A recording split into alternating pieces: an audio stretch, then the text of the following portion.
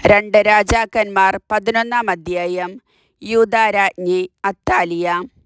അഹസ്യായുടെ അമ്മ അത്താലിയ മകൻ മരിച്ചു എന്നു കേട്ടപ്പോൾ രാജകുടുംബത്തെ സമൂലം നശിപ്പിച്ചു. എന്നാൽ അഹസ്യായുടെ സഹോദരിയും യോറാം രാജാവിൻ്റെ പുത്രിയുമായ യഹോഷേബ രാജകുമാരന്മാർ വധിക്കപ്പെടുന്നതിനു മുൻപ് അഹസ്യായുടെ പുത്രൻ യോവാഷിനെ ധാത്രിയോടൊപ്പം കിടക്കറയിൽ ഒളിപ്പിച്ചു. അങ്ങനെ അവൻ വധിക്കപ്പെട്ടില്ല. അത്താലിയായുടെ 6 കൊല്ലത്തെ ഭരണകാലമത്രയും അവൻ കർത്താവിൻ്റെ ഭവനത്തിൽ ധാത്രിയോട് കൂടെ ഒളിവിൽ വസിച്ചു.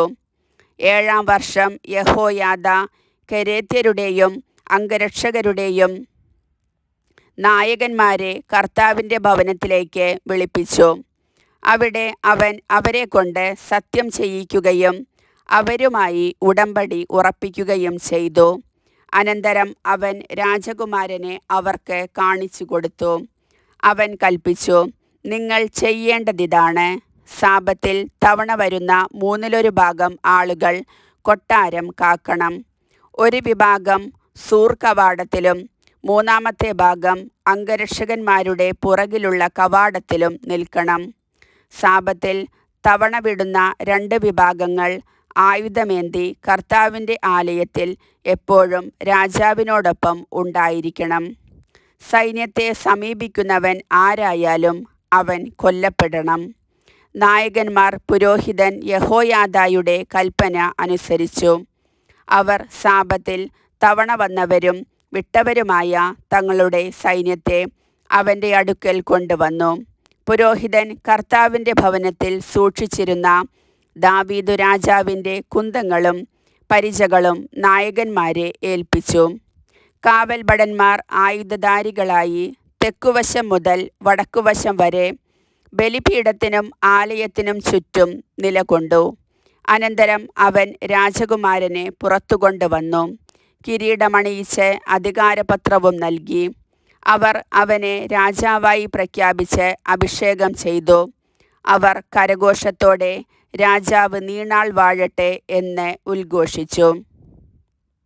കർത്താവിൻ്റെ ആലയത്തിൽ ജനത്തിൻ്റെയും കാവൽക്കാരുടെയും ശബ്ദം കേട്ട് അത്താലിയ അങ്ങോട്ട് ചെന്നു.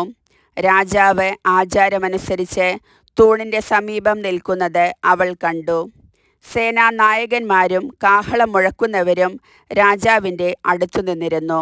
ജനങ്ങളെല്ലാം ആനന്ദഭരിതരായി കാഹളം മുഴക്കിക്കൊണ്ടിരുന്നു.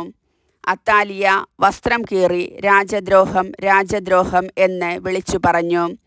പുരോഹിതൻ യഹോയാദ സേനാപതികളോട് കൽപ്പിച്ചു, അവളെ സൈന്യനിരകളുടെ ഇടയിലൂടെ പുറത്തു കൊണ്ടുവരുവിൻ. അവളുടെ പക്ഷം ചേരുന്നവരെ വാളിനിരയാക്കുവിൻ. ദേവാലയത്തിൽ വെച്ച് അവളെ വധിക്കരുത്.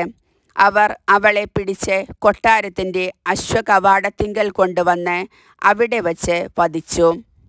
തങ്ങൾ കർത്താവിൻ്റെ ജനം ആയിരിക്കും എന്ന് രാജാവിനെയും ജനത്തെയും കൊണ്ട് കർത്താവുമായി യഹോയാദ ഉടമ്പടി ചെയ്യിച്ചു. രാജാവും ജനവും തമ്മിലും ഉടമ്പടി ചെയ്യിച്ചു. ദേശത്തെ ജനം ഒരുമിച്ച് ബാൽ ഭവനത്തിൽ കടന്ന് അത് തകർത്തു.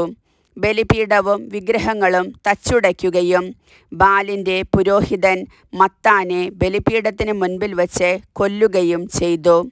അനന്തരം പുരോഹിതൻ കർത്താവിൻ്റെ ഭവനം സൂക്ഷിക്കാൻ കാവൽക്കാരെ ഏർപ്പെടുത്തി.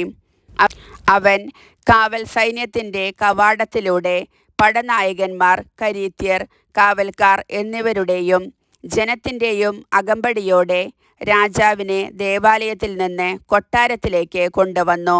അവൻ സിംഹാസനത്തിൽ ഉപവിഷ്ടനായി. ജനം ആഹ്ലാദഭരിതരായി. കൊട്ടാരത്തിൽ വെച്ച് അത്താലിയ വധിക്കപ്പെട്ടപ്പോൾ നഗരം ശാന്തമായി. ഭരണമേൽക്കുമ്പോൾ യോവാഷിന് 7 വയസ്സായിരുന്നു. കർത്താവിൻ്റെ വചനം.